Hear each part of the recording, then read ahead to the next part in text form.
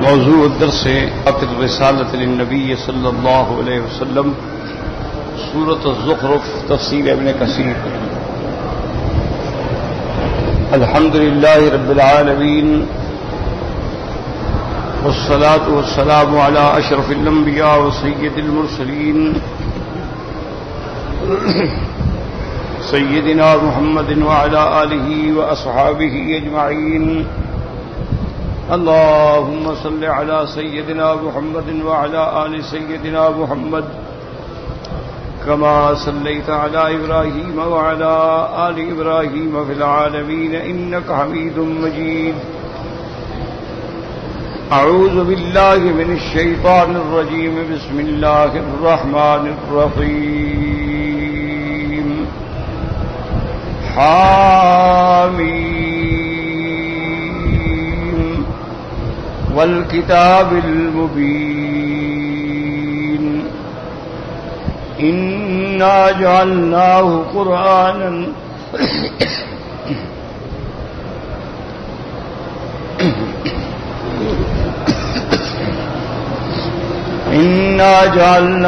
قرآنا عربيا لعلكم تعقلون. وإنه في أم الكتاب لدينا لعلي حكيم. أفنضرب عنكم الذكر صفحا أن كنتم قوما مسرفين. وكم أرسلنا من نبي في الأولين وما يأتيهم من نبي إلا كانوا به يستهزئون. فأهلكنا أشد منهم بطشا ومضى مثل الأولين. یہ سورۃ الزخرف ہے اور اس سے پہلے سورۃ الشورى میں ہم نے اثبات توحید اور اللہ تعالی کی قدرت کاملہ کی نشانیوں پڑھی ہیں اور پھر مومنین کی صفات پڑھی. وَمِنْ آيَاتِهِ الْجَوَارِ فِي الْبَحْرِ كَالْأَعْلَامِ. اللہ نے فرمایا کہ میری قدرت کے کمال نشانیوں میں سے ہے کشتیوں کا سمندروں میں جیسے کہ پہاڑ ہیں. إِن يَشَأْ يُسْكِنِ الرِّيحَ فَيَظْلَلْنَ رَوَاكِدَ عَلَى ظَهْرِهِ. اگر ہم چاہیں ہوا کو روک دیں اور وہ ٹھہری رہیں. إِنَّ فِي ذَلِكَ لَآيَاتٍ لِكُلِّ صَبَّارٍ شَكُورٍ. ان دریاؤں میں اور ان کشتیوں کے چلنے میں آیات ہیں، نشانیاں ہیں، لیکن ان کے لیے جو شدائد میں صبر کرنے والے ہیں اور رخاء اور آسانی میں شکر کرنے والے ہیں. او یوبکون بما کسبوا ویعفو عن کثیر.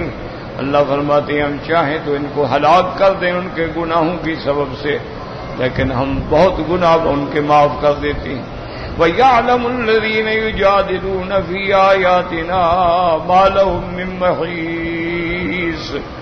اور جانتے ہیں وہ لوگ جو ہماری آیات میں جھگڑتے ہیں کہ اللہ کے عذاب سے ان کے لیے کوئی جائے پناہ نہیں.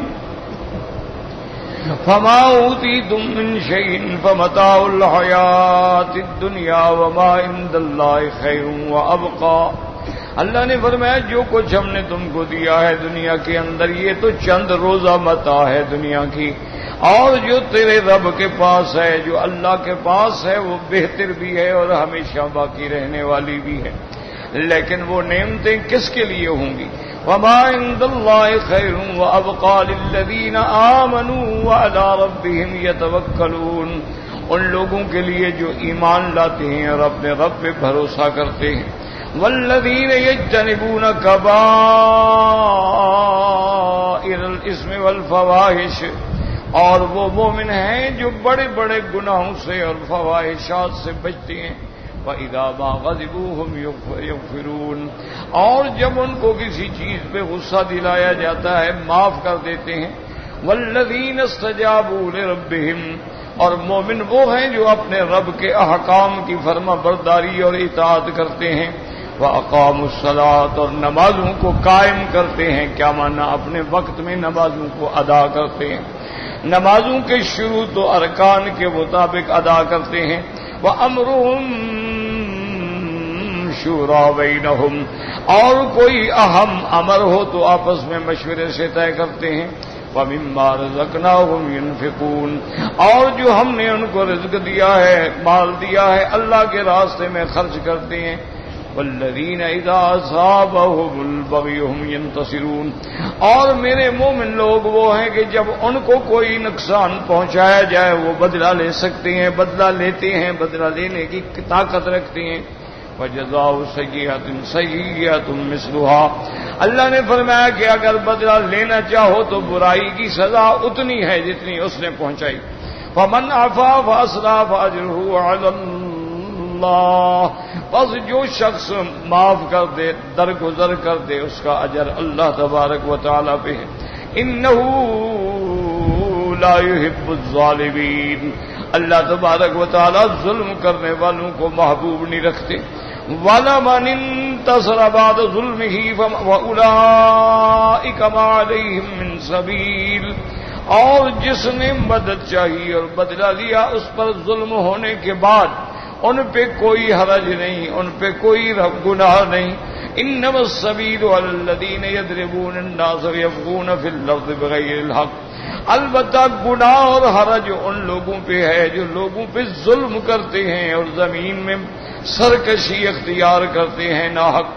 اولئک لہم عذاب علیم، ایسے مفسدین جو زمین میں فساد پھیلاتے ہیں ان کے لیے عذاب دردناک ہے۔ وَلَمَنْ صَبَرَ وَغَفَرَ إِنَّ ذَلِكَ لَمِنْ عَزْمِ الْأُمُورِ، اور جو بندہ تمام مصائب و فتن پہ صبر کرے اور زیادتیوں کو معاف کر دے، یہ بہت بڑی عظمت والا کام ہے اور عظمت والے ہی اس کو سر انجام دے سکتے ہیں۔ وَمَن يُضْلِلِ اللَّهُ فَمَا لَهُ مِن وَلِيٍّ مِّن بَعْدِهِ، اب آگے اللہ بیان فرماتی ہیں کہ جس کو اللہ دلیل کرے، گمراہ کرے، اس کو کوئی اس کے سوا ہدایت نہیں دے سکتا، نہ اس کے سوا کوئی اس کا مددگار ہے۔ وَتَرَى الظَّالِمِينَ لَمَّا رَأَوُا الْعَذَابَ، اور آپ دیکھیں گے کافروں مشرکوں کو جب وہ جہنم کے عذاب پہ آئیں گے، یقولون هل الی مرد من سبیل، اور کہیں گے کوئی ہے رستہ کہ ہم دنیا میں واپس لوٹ جائیں تاکہ اچھے عمل کریں۔ وتراہم یعرضون علیہا خاشعین من الذل ینظرون من طرف خفی، اور آپ دیکھیں گے ان کو جب وہ آگ پہ آئیں گے بڑے عاجز ہو کے، ذلیل ہو کے، نظر بچا بچا کے دیکھیں گے۔ وقال الذین آمنوا ان الخاسرین الذین خسروا انفسهم واہلیہم یوم القیامہ، اور جو ایمان والے ہیں وہ کہیں گے کہ گھاٹے میں وہ لوگ ہیں جنہوں نے اپنے آپ کو بھی اور اپنے اہل کو بھی گھاٹے میں ڈالا قیامت کے دن۔ الا ان الظالمین فی عذاب مقیم، خبردار یاد رکھو کہ تحقیق کافروں کے لیے ہمیشہ کا عذاب ہے۔ وما كان لهم من اولیاء ينصرونهم من دون اللہ، اور ان مشرکوں ظالموں کافروں کا کوئی اللہ کے سوا مددگار نہیں جو ان کی مدد کرے۔ ومن يضلل اللہ فما له من سبیل، اور میرے محبوب جس کو اللہ گمراہ کر دے پھر اس کے لیے کوئی چھٹکارے کا رستہ نہیں۔ ہدایت اور گمراہی اسی کے ہاتھ میں ہے، جس کو چاہے دے دے۔ استجیبوا لربکم من قبل ان یاتی یوم لا مرد له من اللہ، اللہ کی حکم کی اطاعت کرو، فرما برداری کرو اس دن کے آنے سے پہلے جس کو کوئی اللہ کے سوا ٹالنے والا نہیں۔ ما لکم من ملجأ یومئذ وما لکم من نکیر، اور جب وہ قیامت کا دن آئے گا تمہارے لیے کوئی چیز مانے نہیں ہوگی کہ عذاب سے روکے۔ وما لکم من نکیر، اور نہ تمہیں اس پر کسی قسم کی بات کہنے کا حق ہوگا۔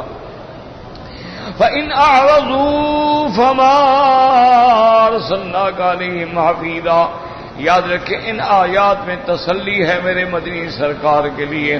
اللہ نے فرمایا میرے محبوب اگر آپ کی بات سے یہ منہ پھیرتے ہیں اعراض کرتے ہیں تو آپ غم نہ کریں, آپ ان پر کوئی نگران بنا کے نہیں بھیجے گئے. ان علیک الا البلاغ, آپ پر صرف بات کا پہنچانا ہے. وَإِنَّا إِذَا أَذَقْنَا الْإِنسَانَ مِنَّا رَحْمَةً فَرِحَ بِهَا.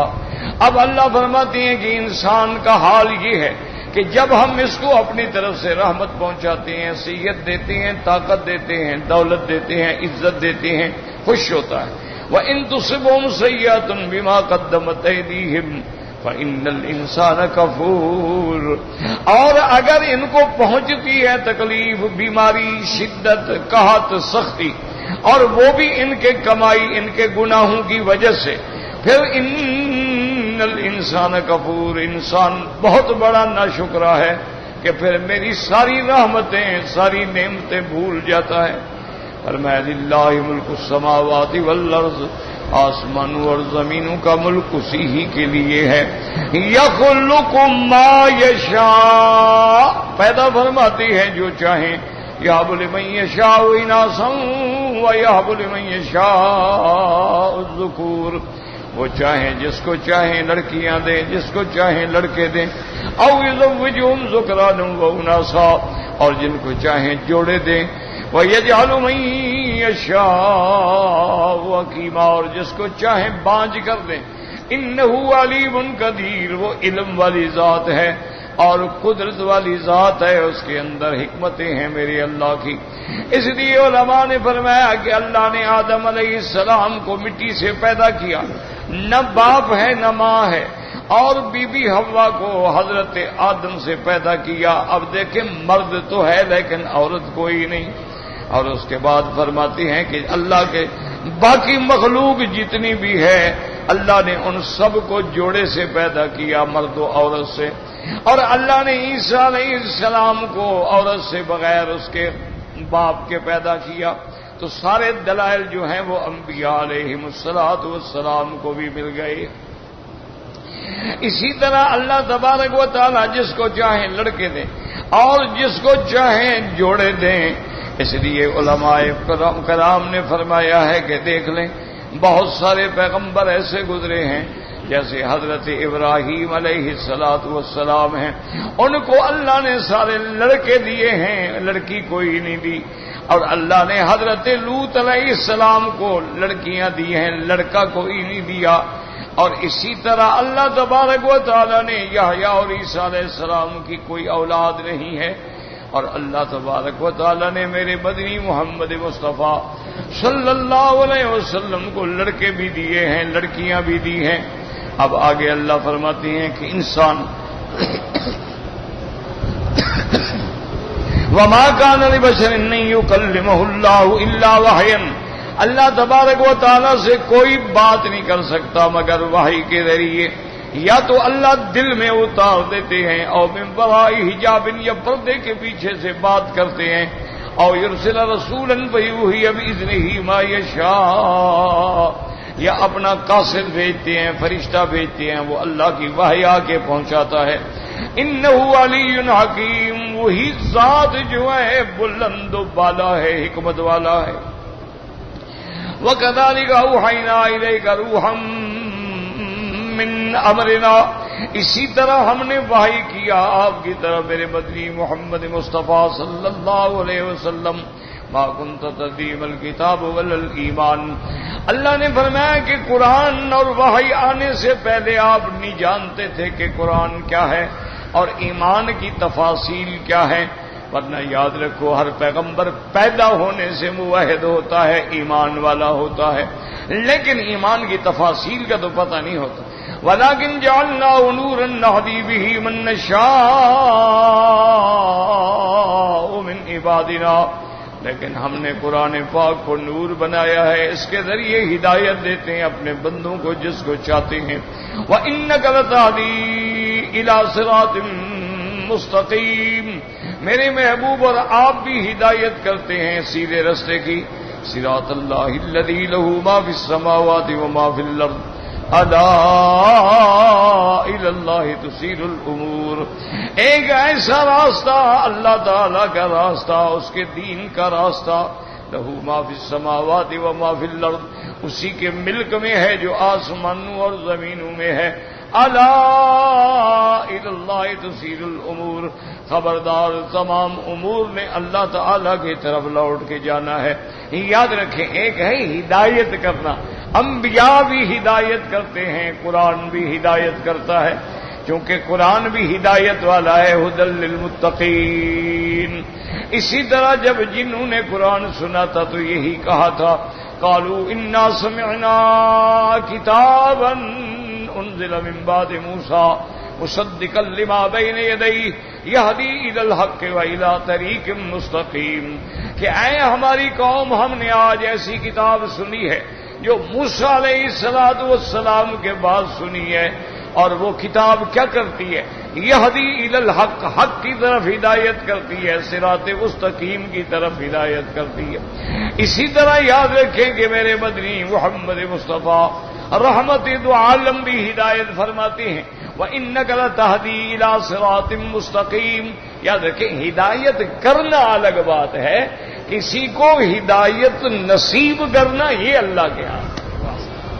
ایک ہے ہدایت کرنا، مثلا آپ لوگوں کو بتلاتے ہیں کہ جناب یہ توحید ہے، یہ شرک ہے، یہ سنت ہے، یہ بدعت ہے، یہ حق ہے، یہ باطل ہے، یہ صدق ہے، یہ کذب ہے، تو بتلانا اور ہدایت کرنے کے لیے اللہ نے انبیاء بھیجے، پیغمبر بھیجے، انبیاء کے بعد صحابہ بھیجے، علماء بھیجے، فقہا بھیجے، لیکن کسی کو منزل مقصود پہ پہنچا کے ہدایت دے دینا یہ اللہ کا بات کو سمجھ۔ اس کا ایک آسان مثال میں عرض کر دوں کہ ایک آدمی نے آپ سے پوچھا کہ بھئی باب السلام جو ہے کس طرف ہے؟ آپ نے کہا بھائی یوں چلے جاؤ آگے جا کے باب الفتح کے ساتھ باب السلام، تو آپ نے ہدایت تو کی ہے، یہ بھی ہدایت ہے۔ اور ایک ہدایت یہ ہوتی ہے، اس نے کہا کہ میرا بھائی باب السلام کہاں ہے؟ اس نے کہا آؤ یار، ہاتھ پکڑ لیا اور باب السلام پہ جا کے کھڑا کر دیا، یہ باب السلام۔ تو یہ کسی کو ہدایت کے ذریعے منزل مقصود پہ پہنچا دینا، توفیق ہدایت دینا، یہ اللہ کے ہاتھ۔ اسی لیے آپ کہیں پڑھیں گے نا تو پھر آدمی حیران ہو جاتا ہے، قرآن کہتے ہیں حضور آپ بھی ہدایت کرنے والے ہیں، قرآن بھی ہدایت کرنے والا ہے، اور کسی جگہ قرآن میں آ جاتا ہے کہ میرے محبوب آپ ہدایت نہیں کر سکتے جس کو محبوب رکھے، اللہ جس کو چاہے ہدایت دے، تو پھر کیا مطلب؟ تو معنی یہ ہے، ایک ہدایت ہے رستہ دکھلانا، ایک ہدایت ہے منزل مقصود پہ پہنچا دینا، یہ اللہ کے ہاتھ۔ اسی لیے مومن جب جنت میں جائیں گے، اللہ آپ کو ہمیں بھی نصیب فرما دیں، تو جنت میں جا کر بھی ایمان والے یہی کہ الحمدللہ الذی ہدانا لہذا وما كنا لنهتدي لولا ان هدانا اللہ۔ وہ کہیں گے اللہ تیرا کروڑ شکر ہے، تو نے ہمیں ہدایت، اگر آپ ہمیں ہدایت نہ دیتے ہم کبھی جنت میں نہ آ سکتے۔ تو اس لیے ہمیشہ یاد رکھیں کہ توفیق ہدایت جو ہے، وصول علی المنزل جو ہے، یہ اللہ کے۔ اسی لیے میرے مدنی رحمت دو عالم کی صحیح حدیث مبارک ہے، آپ نے فرمایا القلوب بین اصابع الرحمن، تمام مخلوق کے دل جو ہیں اللہ کی انگلیوں میں ہیں، یقلبها کیف یشاء ویصرفها کیف یشاء، ان کی مرضی ہے جدھر پھیر دیں، ہدایت کی طرف پھیر دیں یا گمراہی کی طرف پھیر دیں۔ اسی طرح حضور اکثر دعا فرماتے تھے، یا مقلب القلوب والابصار ثبت قلوبنا علی دینک، اے دلوں کے پھیرنے والے، آنکھوں کے پھیرنے والے، ہمارے دلوں کو اپنے دین پہ جما دے۔ یا مصرف القلوب صرف قلوبنا الی طاعتک، اے دلوں کے پھیرنے والے ہمارے دلوں کو طاعت کی طرف پھیر دے۔ تو یہ اللہ کا نظام ہے کہ حضرت لوط پیغمبر ہے، گھر میں ہے، بیوی ہے، اولاد ہے، لیکن بیوی کافر ہے،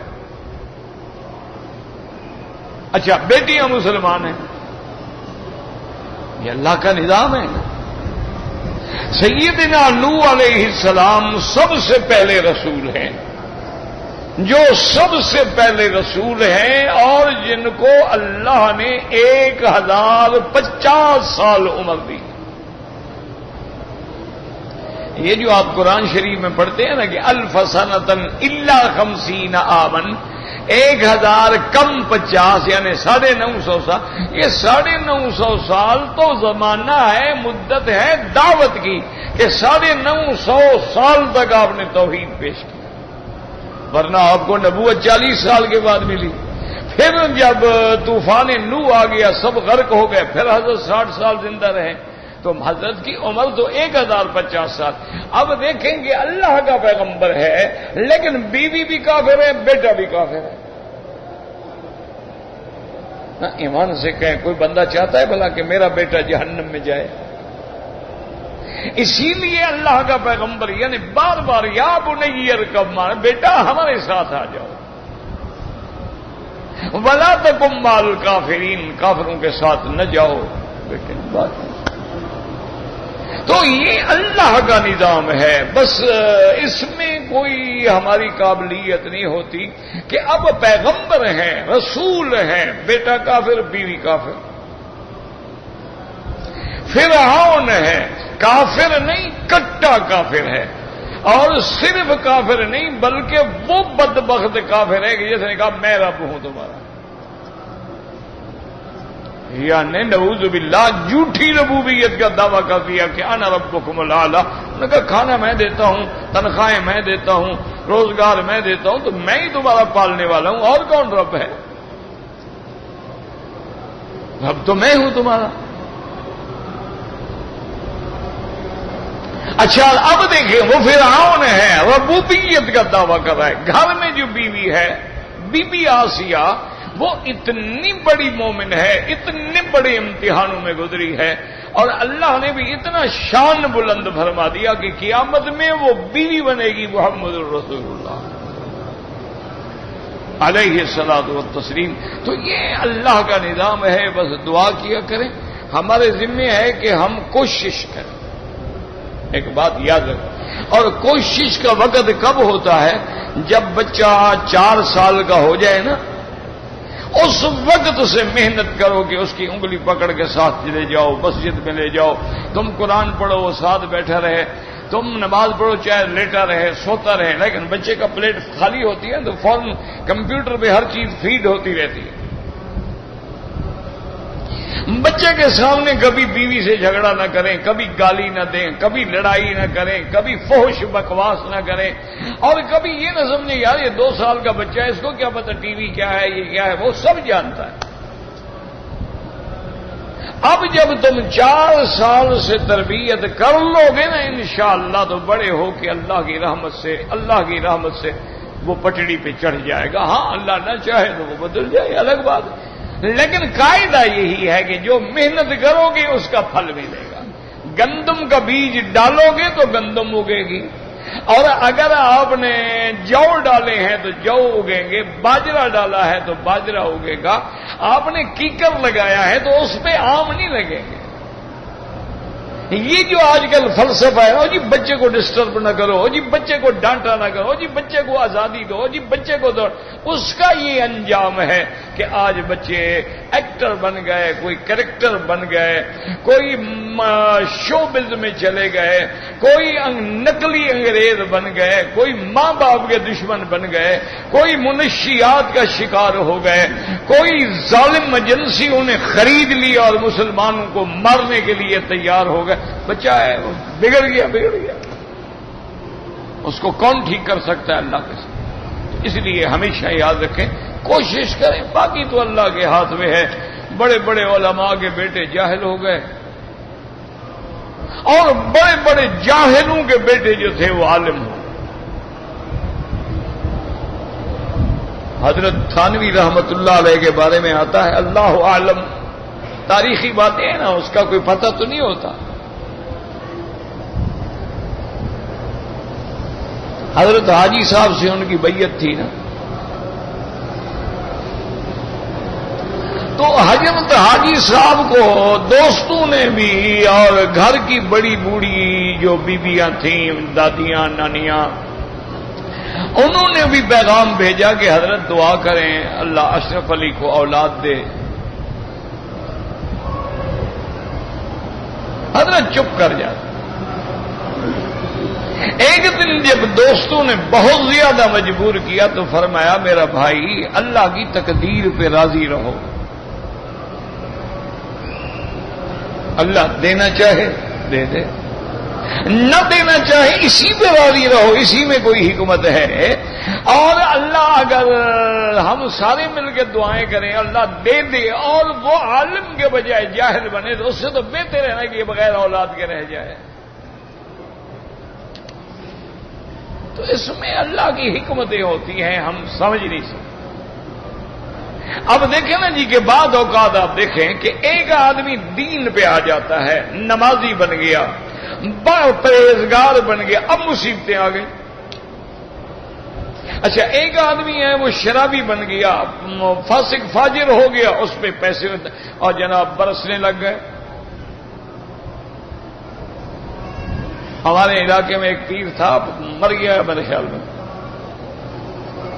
میں نے ایک دفعہ دیکھا تھا اس کو۔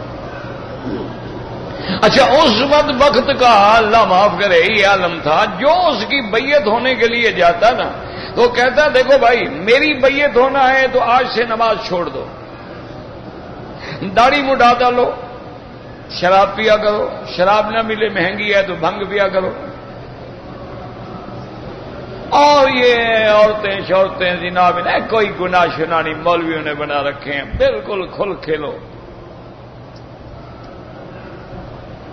عجیب بات۔ اچھا اور اس کے بعد جناب یہ ہے اللہ معاف کرے، اللہ معاف کرے، اللہ کی طرف سے امتحان آتا ہے نا، دیکھو نا شیطان سے بڑا کوئی ہے، اس کو کتنی مہلت دے دی۔ یہ تو اس کا نظام ہے نا، کبھی استدراجن وہ ایسی چیزیں دے دیتے ہیں۔ دجال جو آئے گا اس کو بھی طاقت دیں گے، خشک دریاؤں کو کہے گا کہ چلو، اسی وقت دریا چل پڑیں گے۔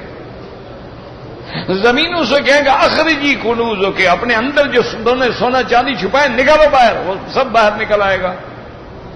تو اللہ اس کو کہتے ہیں استدراجی قوتیں، کہ اللہ ان کو شیطانوں کو بھی استدراجی قوتیں دیتے ہیں اپنے بندوں کو آزمانے کے لیے کہ اب میرے بندے کیا کرتے ہیں۔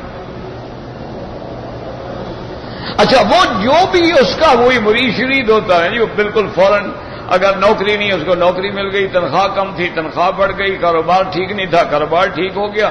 بڑے لوگوں نے مجھے سنا، میں بھی ایک دن وہاں سے گزر رہا تھا، سردی کا زمانہ تھا، گاڑی میری خراب ہو گئی، گاڑی ہم نے کھڑی کر دی، ڈرائیور کو سلا کے پھر ہم پیدل چل پڑے۔ تو راستے میں ہی اس کا وہ ڈیرا تھا، مزار تھا پتہ نہیں کیا بلا تھی، بہت بڑا بورڈ لگا ہوا تھا آخری آرام گاہ۔ میں نے کہا اپنے ساتھ جو ساتھی تھے، میں نے کہا یار آج اس پیر کے اس سے گزر رہے ہیں، ایک تو سردی تنگ کر رہی ہے، چلو پیر صاحب سے گپ شپ کرتے ہیں، کچھ سردی سے بچ جائیں گے، کچھ نہ کہو، کچھ نہ، ٹھیک ہے جو مرضی ہے اس کو کرنے دو، چھوٹا طالب ہے بیچارہ اس کو پڑھنے دو۔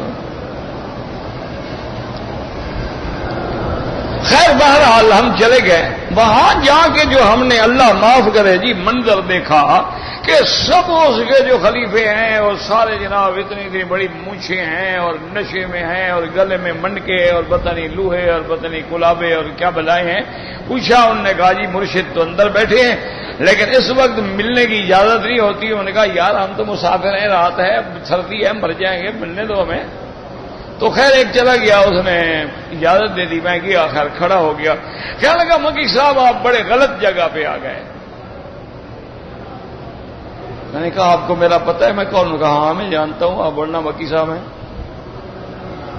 آپ غلط مقام پہ آ گئے ہیں، میں تو فاسق فاجر شرابی قسم کا بالکل دین ایمان سے خود اترا ہوا لوگ ہوں، یہ جاہل ہے میرے مرید ہونا چاہتے ہیں، میں کیا کروں؟ میں تو خود گمراہ ہوں، ان کو میں کیا راستہ دکھاؤں گا؟ تو میں نے کہا یار پھر یہ چکر چھوڑ دو۔ تو کہا کیا چھوڑ دوں، کھانا پینا بھی تو ہے نا کہیں سے۔ بہرحال آپ، میں نے کہا میں نے آپ کا نام سنا، انہوں نے کہا بالکل آپ غلط مقام پہ آئے ہیں، نہ میں پیر ہوں، نہ بزرگ ہوں، نہ عامل ہوں، بالکل بالکل فریب ہے، فراڈ ہے۔ میں نے علم نجوم اور علم جفر میں اتنا ترقی کی ہے کہ ابھی میں آپ کی پوری ہسٹری آپ کو بتا سکتا ہوں۔ باقی میرے پاس ہپناٹزم کا ایک عمل ہوتا ہے، جو میرے سامنے بیٹھا ہے میں اس کو ہپناٹائز کر دیتا ہوں، میں جو کہوں گا وہ کرے گا۔ یہ چکر ہے، نہ میں کو پیر نہ میں کو بزرگ ہوں، آپ غلط جگہ پہ آئے ہیں، اب بتائیں میں آپ کی کیا خدمت کروں؟ میرے پاس جتنا پیسہ آتا ہے وہ بھی حرام کا ہے، میرے ہاں جو کھانے پکے ہوئے ہیں سب حرام کے ہیں، بتائیں میں آپ کی کیا خدمت کروں؟ بس اتنا عرض کرتا ہوں کہ آپ جائیں اور دعا کریں اللہ مجھے بھی جہنم سے بچا دے۔ وہ آیا پھر ہمیں سڑک پہ چھوڑ گیا، انہوں نے کہا میں آپ کو کیا دعوت دوں، سارا پیسہ تو حرام کا ہے، کیا کھلاؤں؟ پھر پتہ نہیں، میں نے سنا کہ وہ مر گیا، کیا ہوا اللہ عالم، اللہ قادر ہے، اللہ ہدایت دے دے۔ بہرحال انہوں نے یہ ضرور کہا کہ بس دعا کریں کہ اللہ مجھے ہدایت دے دے اور اللہ تبارک و تعالیٰ مجھے جہنم سے۔ اس نے کہا اس دو علم میں، علم جفر اور علم نجوم میں اتنا محنت کر کے آگے بڑھ گیا ہوں کہ میرے سامنے بندہ آئے مجھے نام بتا دے، میں اس کا کچا چٹھا کھول کے رکھ دوں گا کہ یہ کب پیدا ہوا، کیا کیا، آج کل کیا کرتا ہے۔ کہنے لگا آپ کو شوق ہو بتاؤں؟ میں نے کہا میں تو اس کو پوچھنا بھی کفر سمجھتا ہوں، کسی ایسے آدمی کے پاس جا کے پوچھنا بھی میرے نزدیک کفر ہے، تو میں کیا کہوں آپ کو کہ بتا دو، مجھے کافر بناتے ہو۔ کہتا ہے یہ بتائیں آپ مولوی لوگ ہیں، نہ مانے تو میں آپ کو بتاؤں؟ نے کہا نہیں، نہ مجھے بتاؤ نہ میں، تم بتاؤ گے بھی تو میں نہیں مانوں گا۔ اور میں نے کہا دیکھو بات سنو، اتنا تڑی وڑی نہ کیا کرو، ہم بھی بلوچ لوگ ہیں، اتنا پیری مجھے بھی آتی ہے کہ تم میرے بارے میں کچھ بھی نہیں بتا سکو گے۔ کہتے یہ کیا ہے؟ میں نے کہا اتنا علم میرے پاس بھی ہے، میں جا رہا ہوں، تم پیچھے زور لگا کے اپنے علم کا ذائچہ بنا کے دیکھ لینا، تمہارا باپ بھی نہیں بنا سکے۔ میں بھی جب تمہاری طرف آیا تھا میں بھی اللہ کا قرآن پڑھ کے دم کر کے نکلا تھا کہ شیطان کے چکر سے بچ جاؤ۔ وہ ہنستا رہا، کچھ برا نہیں کہا، جو جیسا بھی تھا ہم کہتے ہیں بس میرے لیے دعا کرنا۔ میں نے کہا دعا کروں گا بس۔ وہ پھر ہم پر تو بہرحال کہنے کا مقصد یہ ہے کہ اللہ ہدایت اس کے ہاتھ، ہدایت دینا کہنا یہ تو علماء بھی ہدایت کرتے ہیں نا، لیکن منزل پہ پہنچانا یہ اسی کے۔ بسم اللہ الرحمن الرحیم، حامیم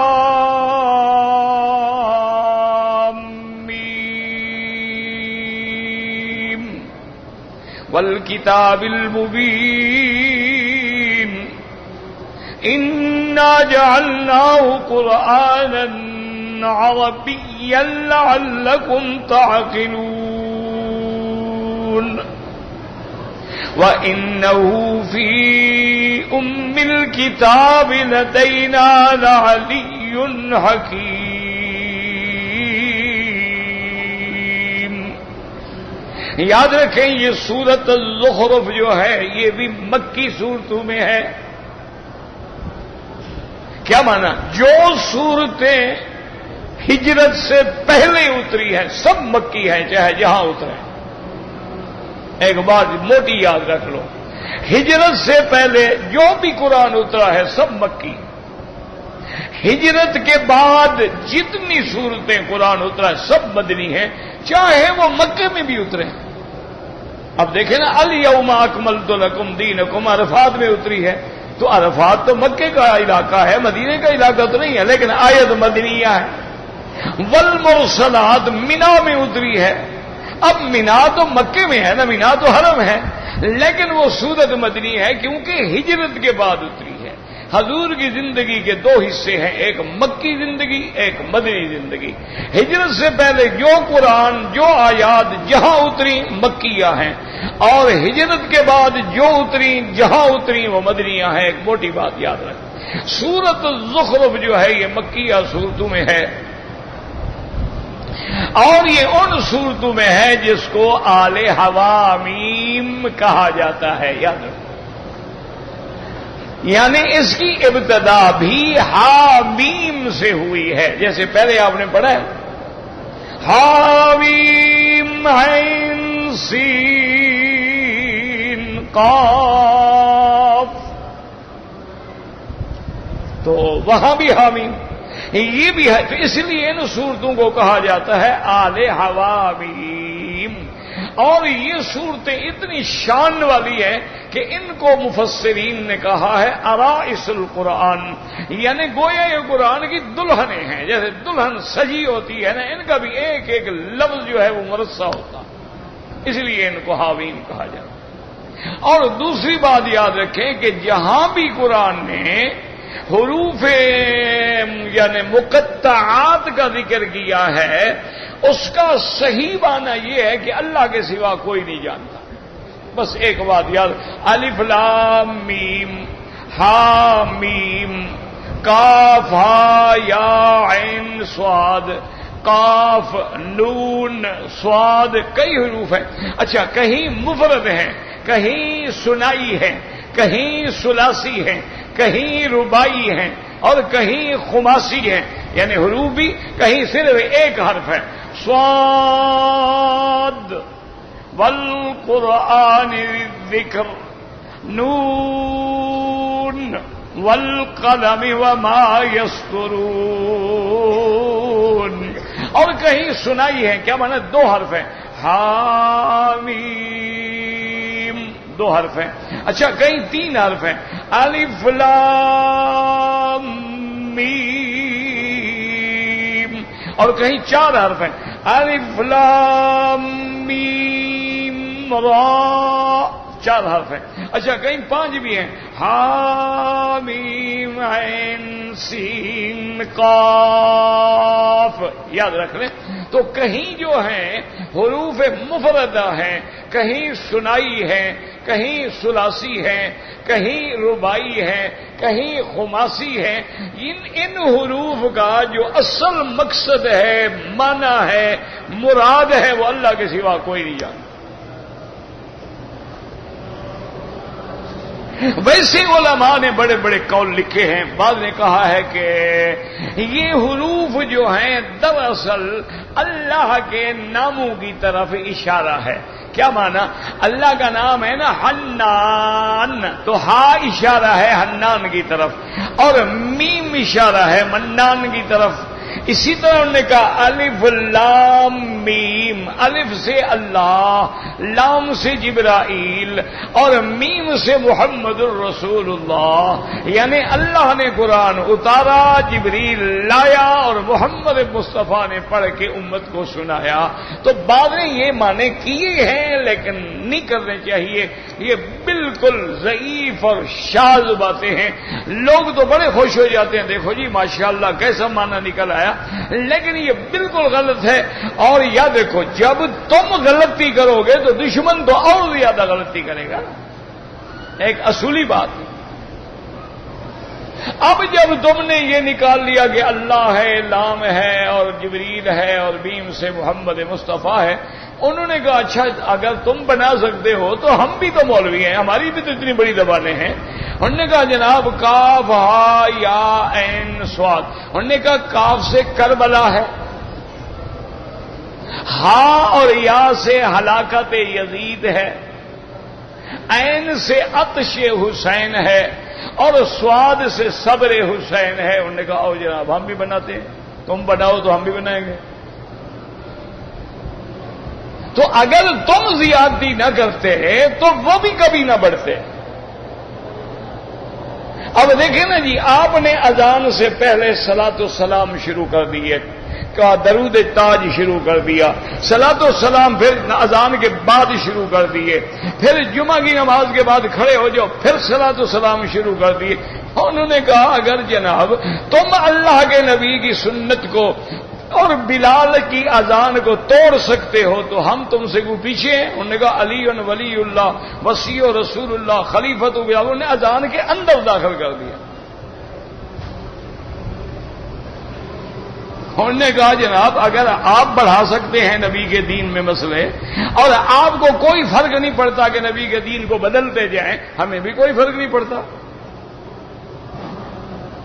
اگر ہم بلال کی اذان کو قائم رکھتے، ایک حرف آگے پیچھے نہ کرتے، اگر ہم سنت محمد مصطفیٰ کو قائم رکھتے کہ قولوا کما یقول المؤذن، جس طرح مؤذن کہے اسی طرح کہو. ہاں جب وہ کہے حی علی الصلاۃ تو تم کہو لا حول ولا قوت الا باللہ، اور جب وہ کہے الصلاۃ خیر من النوم تم کہو صدقت وبررت ودعوت الی الحق. اور جب وہ اذان ختم کرے اللہ اکبر لا الہ الا اللہ تو تم بھی کہو انا اشہد ان لا الہ الا اللہ محمد الرسول اللہ. اللہم صل علی محمد وعلی آل محمد کما صلیت علی ابراہیم وعلی آل ابراہیم وبارک علی محمد وعلی آل محمد کما بارکت علی ابراہیم وعلی آل ابراہیم فی العالمین انک حمید مجید. اللہم رب هذه الدعوة التامة والصلاة القائمة آت محمد الوسیلۃ وابعثہ مقاما محمودا. اور ایک حدیث میں ہے اس سے آگے بھی کہیں رضینا باللہ ربا وبالاسلام دینا وبمحمد النبیا صلی اللہ علیہ وسلم. اگر تم اسی پہ قائم رہتے کوئی بندہ نہ بڑھا سکتا، کوئی جرات ہی نہ کر سکتا. لیکن جب تم اپنے دین کو اہل سنت والجماعت کہلانے کے بعد بدعت رائج کرو تو پھر مخالف کو بھی حق ہے. نہ تم صدمے ہمیں دیتے نہ ہم فریاد یوں کرتے. تو انہوں نے بھی پھر جناب ایسا بڑھا، اذان میں بڑھا دیا، کلمے بھی بڑھا دیا کہ لا الہ الا اللہ علی ولی اللہ. انہوں نے کہا آؤ جناب کرو مقابلہ. آپ نے قرآن کے حرف میں، انہوں نے قرآن میں بھی زیادتی کر دی کہ یا ایھا الرسول بلغ ما انزل الیک من ربک فی خلافت علی. انہوں نے کہا جناب قرآن تو 40 پارے کا ہے، یہ 10 پارے جو ہیں یہ تو تم لوگوں نے گم کر دیے ہیں. آؤ ہم 10 پارے سناتے ہیں تم کو. آتا ہے ان کو ایک بھی نہیں، 30 نہیں آتے تو 40 کہاں آئیں گے؟ یہ تو اللہ کا نظام ہے نا. قرآن صحابہ نے جمع کیا، اللہ صحابہ سے بغض رکھنے والوں کے دل میں یہ امانت آنے ہی نہیں دیتا. یہ اللہ کا نظام. دیکھو آنکھوں سے دیکھ لو، وہ کھڑے ہوں گے نا، ایک ادھر کھڑا ہوگا ایک ادھر کھڑا ہوگا ایک ادھر کھڑا ہوگا. اچھا کچھ بھی نہ ہو تو جوتے جا کے دونوں کے درمیان میں رکھ دیں. کبھی جماعت بن نہیں سکتی. جب جماعت صحابہ کا بندہ منکر ہو جماعت کیسے بنے؟ اللہ نے محروم کر دیا. تو اس لیے ہمیشہ یاد رکھیں کہ ان باتوں میں نہ آیا کریں. اصل بات کیا ہے کہ اللہ جانتا ہے. حامیم اللہ اعلم بمرادہ. اللہ جانتے ہیں، اللہ کے سوا کوئی نہیں جانتا. اب آگے یاد رکھو 2 قول ہے. کیا اللہ نے حضور کو ان حروف کا علم دے دیا تھا یا نہیں دیا تھا؟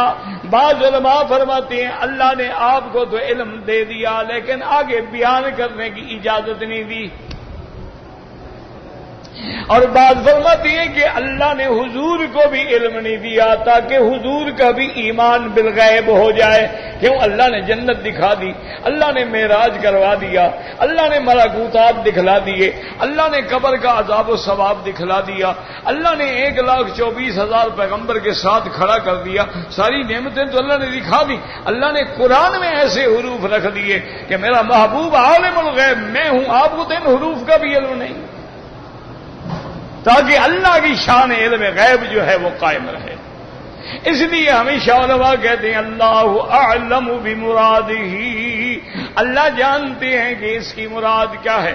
اور بعض علماء نے فرمایا حامیم حم الامر وجاء النصر فعلينا لا ينصرون.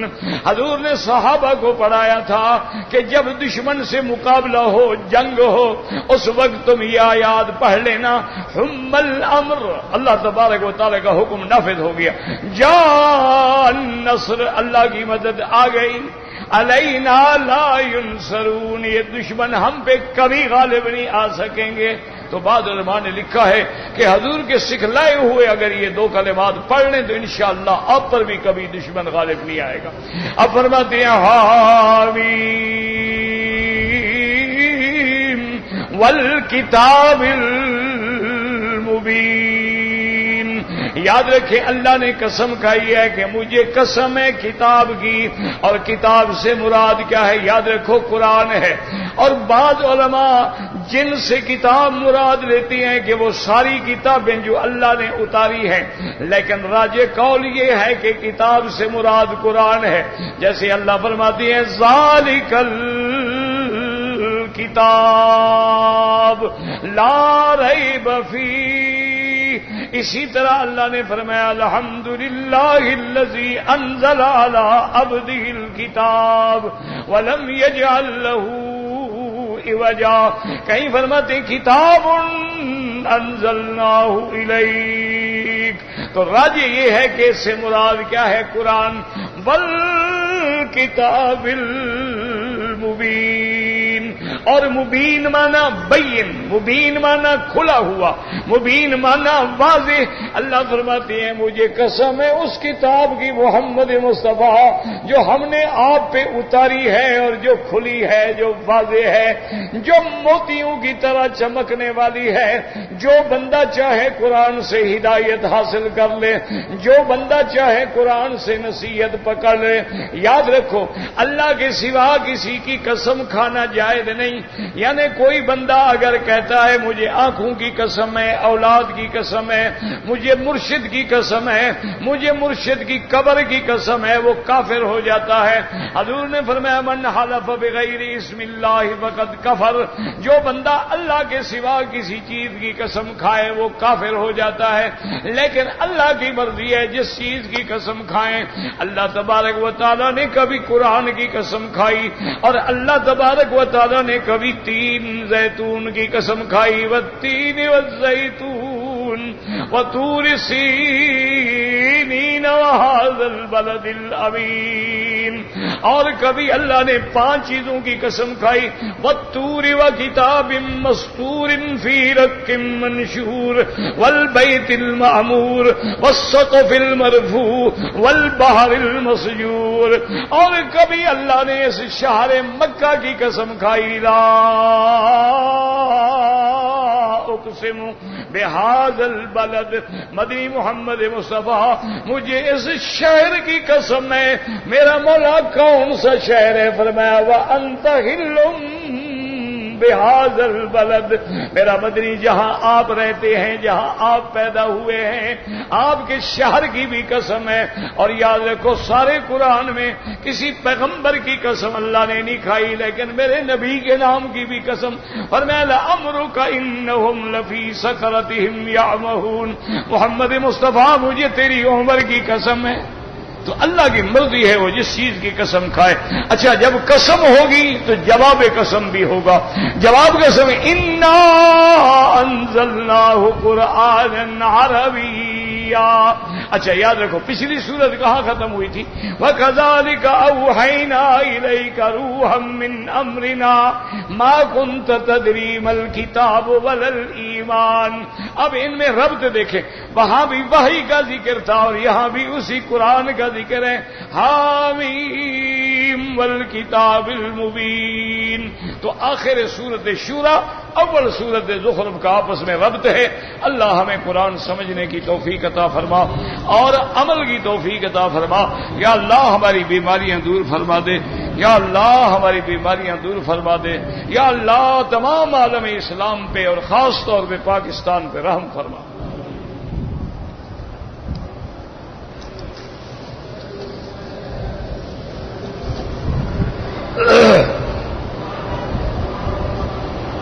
ایک آدمی نے طواف کر لیا ہے لیکن صفا مروہ کے اس نے 3 چکر لگا کے سر مڈا دیا، ایک بکری دم ادا کرو۔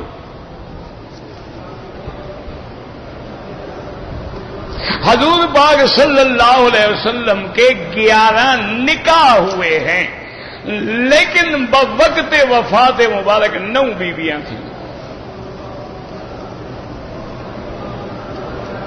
مسجد کو اگر چندہ کر کے بنائے تو بالکل کیا ہے، جائز ہے، کوئی مسئلہ نہیں، لیکن چندہ کر کے مسجد بنائے، خود نہ پی جائے۔ ہم نے تو یہی دیکھا ہے، وہ چندہ کر رہے ہیں مسجد کا، ان کی اپنی کوٹھیاں بن گئی، مسجد وہی کھڑی ہے جہاں تھی۔ اور جو اللہ کا گھر دل سے بناتے ہیں نا، اللہ بندے بھیجتا ہے جو آگے رات کو چپکے سے لے جاتے ہیں، میرا نام بھی نہ بتانا اور مسجد بنا دو. یعنی آپ حیران ہوں کہ میں گیا تھا ہندوستان میں، مجھے بتایا اس نے ایک مسجد ہے ماشاءاللہ، اس پہ 6 یا 7 کروڑ روپے لگے ہیں، ایک ہی مسلمان نے لگا دی.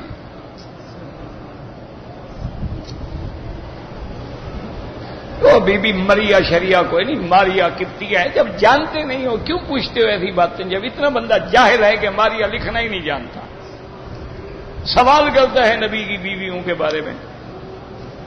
لا حول ولا قوت الا باللہ.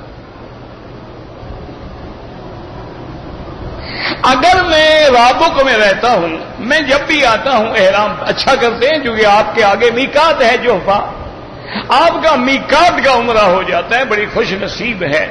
ہاں اگر کبھی کوئی کام ہے، کوئی ڈیوٹی ہے، کسی کو ملنا ہے، کسی کو لینا ہے، احرام نہ باندھے پھر جرمانہ نہیں ہوگا. لیکن خوش نصیبی ہے خدا کے بندے، تمہیں خدا نے مفت میں عمرہ دیا ہوا ہے، عمرہ کر کے 1 گھنٹے میں جا کے اپنا کام کرو.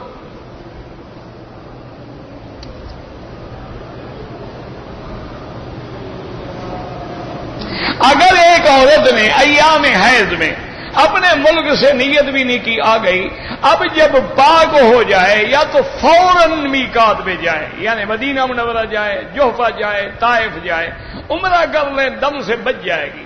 اگر عمرہ مسجد عائشہ سے کرے تو ایک دم بھی دینی پڑے گی. یعنی سمجھ لو اس کو عمرہ بھی ہر حال میں کرنا ہے.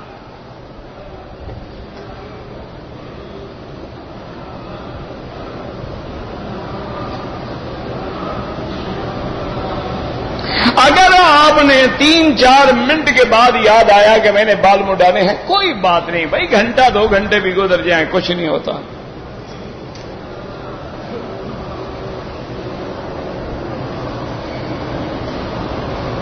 بہرحال مدینہ منورہ سے ہر حال میں احرام باندھے، وہ میقات ہے. جو آپ کہتے ہیں نا وہ درس دینے والا، تو بعض علماء یہ کہتے ہیں کہ اگر اس کی نیت نہیں ہے تو نہ باندھے، لیکن سب کے نزدیک یہ ہے کہ باندھے تو ثواب تو میقات کے عمرے کا ہوگا نا.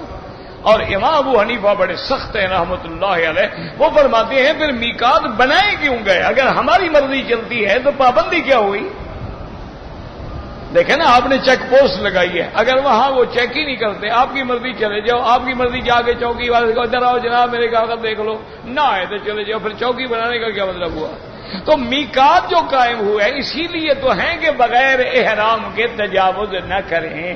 اور سرکار دو عالم کبھی بغیر احرام کے نہیں آئے، صرف فتح مکہ کے موقع پہ حضور آئے، اور وہ بھی آپ نے فرمایا کہ میرے اللہ نے مجھے اجازت دی ہے. اگر دم واجب ہو تو کیا کریں؟ منڈی چلے جاؤ، ایک بکری لے کے ذبح کرو، وہاں غریب کھڑے ہیں تقسیم کر دو. بہرحال مکہ مدینہ منورہ میں یہ کہیں نہیں ہے کہ ایک نیکی کا ثواب 70 گنا ملتا ہے. نماز کے بارے میں 2 روایتیں ہیں، ایک میں ہے کہ 1 کا 1000 اور ایک میں ہے 1 کا 50,000، لیکن صحیح روایات وہ ہے جس میں 1 کا 1000 ہے. او اللہ کے بندے، تم 1000 لاکھ کے چکر میں نہ رہو. اس سے بڑی خوش نصیبی ہے کوئی کہ اس جگہ جا کے نماز پڑھو جہاں خود محمد مصطفیٰ نے پڑھی ہے. تم حساب کر رہے ہو کہ ضربے دے رہے ہو. اور جہاں میرے مدنی پاک نے خود سجدے کیے، خود نمازیں پڑھی، جن گلیوں میں خود سرکار پھرے ہیں، اگر اللہ ہمیں وہاں لے جائے تو اس سے بڑی بھی کوئی نیکی ہے دنیا میں؟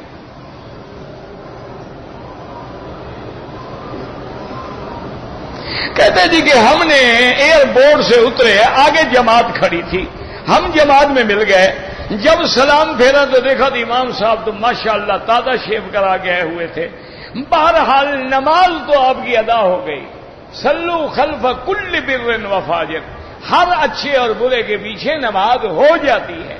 آپ کو بھی پتہ نہیں تھا کہ امام کون ہے، بہرحال مسلمان تھا. نماز ہو گئی. وہ حکم ہے کہ تم نے مسجد میں امام بنانا ہے، یا 4 آدمی سفر کر رہے ہو تو داڑھی منڈے کو امام نہ بناؤ، داڑھی والے کو بناؤ. لیکن جماعت کھڑی، تمہیں پتہ ہی نہیں، اللہ اکبر مل گئے، جماعت فرض ہو جائے گا. میں لبیک پڑھنا تو بھول گیا اور ذکر کرتا رہا، کوئی بات نہیں۔ میرے بھائی نے اپنی مرضی کی شادی کی ہے،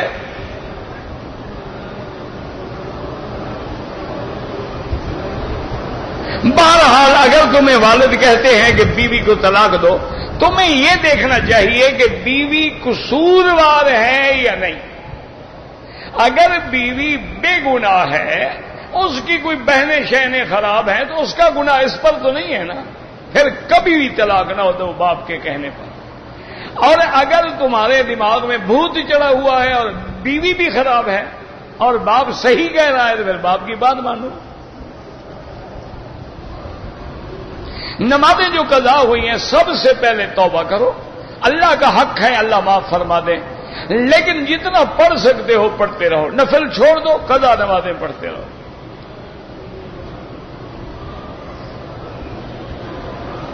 ایک بچی کی عمر 6 سال ہے، اس نے کپڑا اتار دیا، کیا ہو گیا؟ کپڑا باندھنا عورت کا کوئی احرام ہے؟ یہ جو سر پہ باندھا ہوا ہے یہ تو تم لوگوں نے بدعت بنائی ہوئی ہے، کوئی احرام شہرام نہیں۔ ماہواری کے دوران عورت حرم کے باہر بیٹھ کے کعبہ دیکھ سکتی ہے، اندر نہیں آ سکتی ہے۔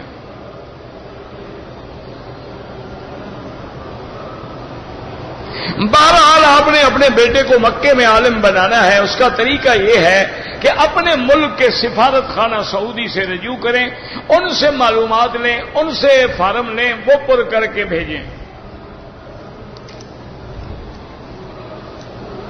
میرا بھائی گزارش یہ ہے کہ حدیث میں آتا ہے کہ سورج غروب ہوتا ہے، عرش کے نیچے سجدہ کرتا ہے، سائنس کہتی ہے کہ غروب نہیں ہوتا ہے، ٹھیک ہے کوئی بات نہیں، لیکن میں جس ملک میں رہ رہا ہوں میرے لیے غروب ہوا کہ نہیں ہوا؟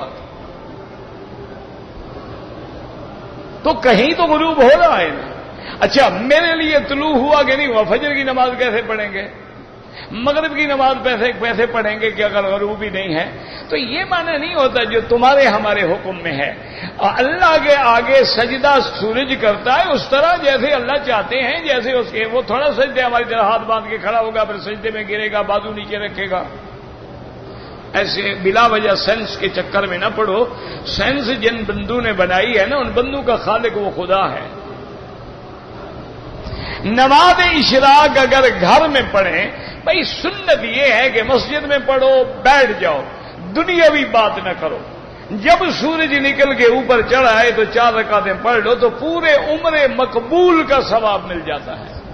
اچھا ایک آدمی گھر چلا گیا نہیں بیٹھا تو نہ پڑھنے سے تو بہتر ہے گھر میں بھی پڑھ لو، نفل پڑھنے کا ثواب تو ملے گا نا۔ اگر رشتے دار ناراض ہیں تو آپ کوشش کریں السلام علیکم، وہ نہیں مانتے قیامت میں گناہ ان پر ہے۔